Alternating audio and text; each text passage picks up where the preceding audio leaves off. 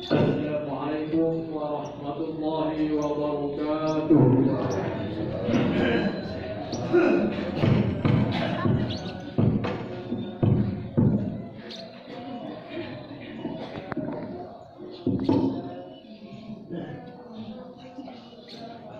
Allahu Akbar, Allahu Akbar, Allahu Akbar, Allahu Akbar, Allahu Akbar, Allahu Akbar, Allahu Akbar, Allahu Akbar, Allahu Akbar, Allahu Akbar kabira walhamdulillahi katsira wa subhanallahi bukratan wa asila. La ilaha illallah wa la na'budu illa iyyahu mukhlishina lahu ad-din walau karihal kafirun walau karihal musyrikun walau karihal munafiqun.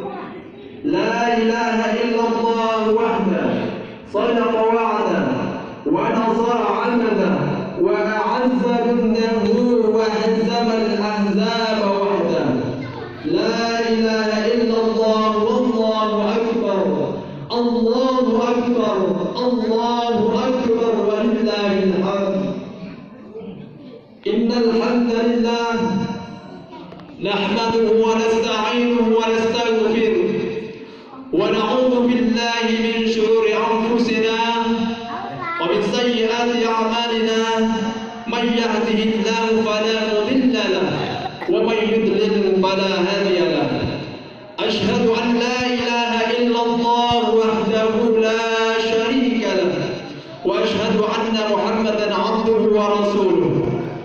اللهم صل على سيدنا محمد وعلى آله وصحبه أجمعين. أما بعد فيا عباد الله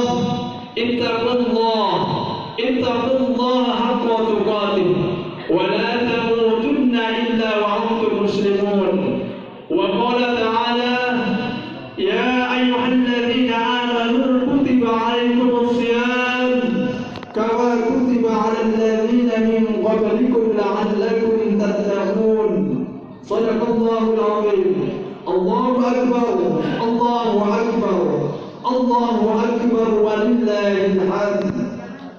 Ma'asyiral hadirin wal hadirat rahimakumullah. Pada kesempatan yang mulia ini marilah kita senantiasa memanjatkan puja dan puji syukur kita kepada Allah Subhanahu wa taala. Senantiasa menyampaikan rasa syukur kita kepada Allah Subhanahu wa taala yang mana sampai pada pagi hari yang cerah ini Allah Subhanahu wa taala masih memberikan kita kesempatan. Allah Subhanahu wa taala masih memberikan kita kesehatan. Allah Subhanahu wa taala memberikan kita umur yang barokah insyaallah. Pada kesempatan yang mulia ini setiap gerak langkah kita dari rumah ke masjid ini mudah-mudahan akan dicatat oleh Allah sebagai amal ibadah di hadapan Allah Subhanahu wa taala. Allahu akbar, Allahu akbar, Allahu akbar walillahil hamd. Kedua kalinya salawat ma'assalam semoga senantiasa tercurahkan kepada baginda Rasulullah Muhammad sallallahu alaihi wasallam yang telah membawa risalah, yang telah menyampaikan kebenaran, yang telah memberikan penerangan antara yang hak dan yang batil, sehingga dengan petunjuk-petunjuk itu kita sampai mengenal mana yang hak dan mana yang batil, mana yang mesti kita ikuti dan mana yang mesti kita tinggalkan. Sehingga dengan begitu kita akan terdidik dan berarah menjadi orang yang muttaqin di hadapan Allah Subhanahu wa taala. Ma'asyiral hadirin wal hadirat rahimakumullah, sidang jamaah salat Idul Fitri yang dimuliakan Allah Subhanahu wa taala. Yang ketiga kalinya marilah kita senantiasa meningkatkan keimanan dan ketakwaan kita kepada Allah Subhanahu wa taala dengan takwa yang sebenar-benarnya takwa, yakni menjalankan segala perintahnya dan menjauhi segala apa yang menjadi larangannya. Dan takwa inilah yang akan mampu membuka rahmat Allah, yang akan mampu membuka pintu ampunan Allah Subhanahu wa taala. Maka oleh karena itu, mari kita sama-sama mengayomi, sama-sama mengingatkan kepada saudara kita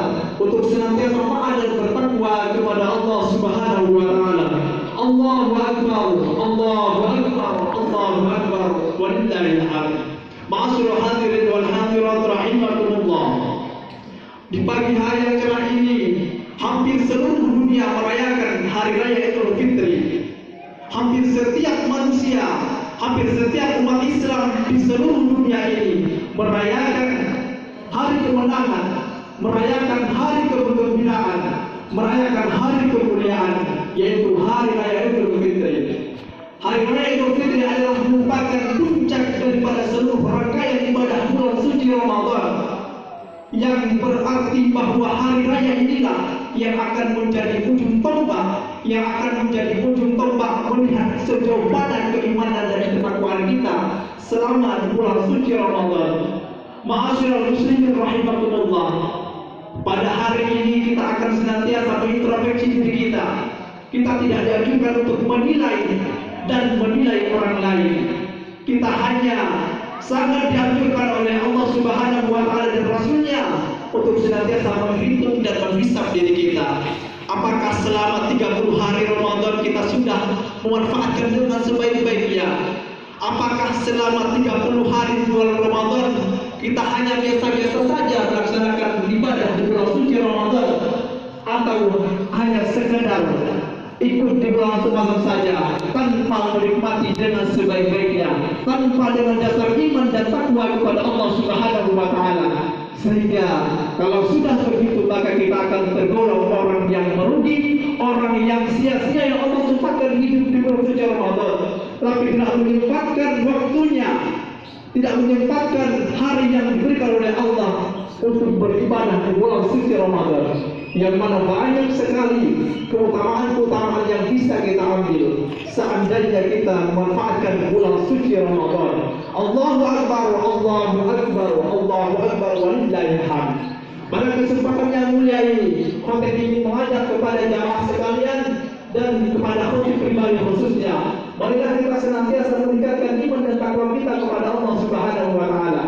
Pada kesempatan ini kita akan melihat ada 3 kemenangan yang dicapai oleh orang yang berpuasa di bulan suci Ramadan.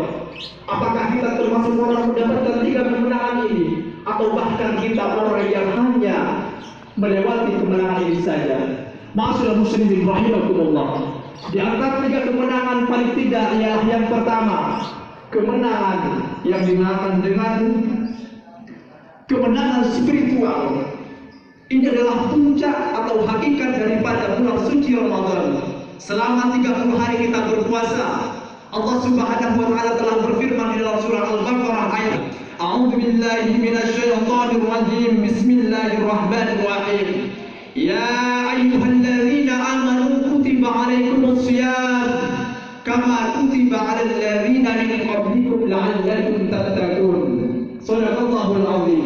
Wahai orang-orang yang beriman, Allah memanggil orang yang beriman, diwajibkan atas engkau berpuasa, diwajibkan atas kamu berpuasa, sebagaimana diwajibkan atas orang-orang sebelum kamu. Tujuannya apa? Tujuannya adalah untuk kita, agar kita menjadi orang yang bertakwa, agar kita menjadi orang yang muttaqin di hadapan Allah Subhanahu wa Ta'ala. Ma'asyiral hadirin rahimakumullah, takwa adalah satu kondisi di mana kita senantiasa merasa diawasi oleh Allah.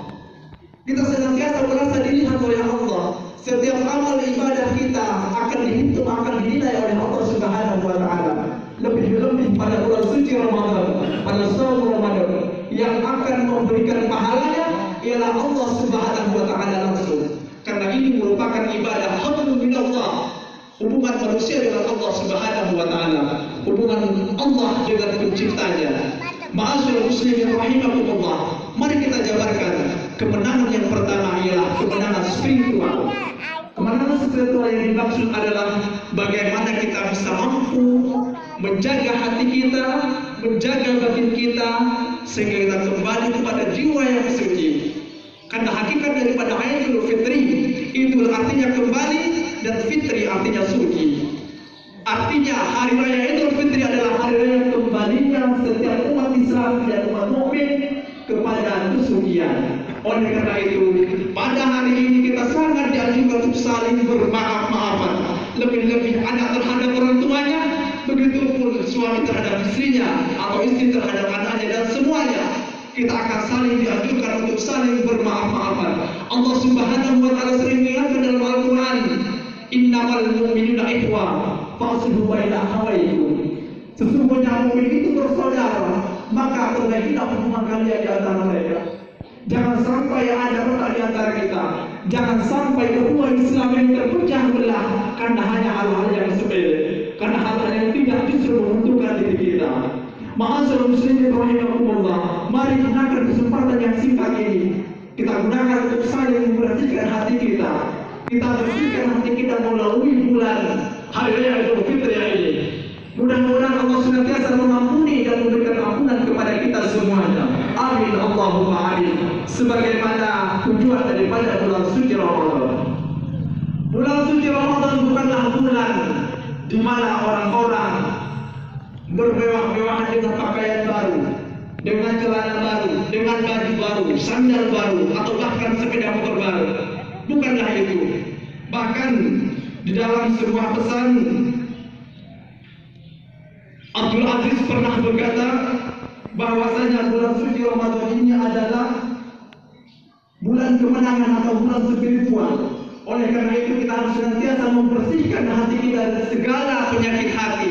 Apa saja penyakit hati yang harus kita hindari? Di antara ada rasa iri, ada dengki, ada rasa kecewa, ada rasa pesimis dan lain sebagainya. Umar bin Abdul Aziz pernah berkata, hari raya itu bukanlah milik orang yang memakai pakaian baru, akan tetapi hari raya itu adalah milik orang yang takut dengan hari pembalasan. Itulah hari raya sebenarnya. Begitu pun disampaikan oleh Imam Hasan Al-Basri. Beliau berkata, setiap hari yang di dalamnya tidak ada kedurhakaan kepada Allah Subhanahu wa taala, maka hari itu adalah hari raya. Dan setiap hari di mana seorang mukmin tetap berada dalam ketaatan kepada Rabbnya serta berzikir dan bersyukur kepadanya, maka bagi dia hari itu adalah hari raya. Oleh karena itu, mari kita gunakan hari raya itu sebaik-baiknya. Kita introspeksi diri kita, apakah kita sudah benar-benar membersihkan hati kita? Apakah sudah benar-benar kita membersihkan hati kita dari segala macam penyakit hati? Ma'asyiral muslimin rahimakumullah, itu adalah kemenangan yang pertama, ialah kemenangan spiritual. Kemudian kemenangan yang kedua ialah kemenangan emosional.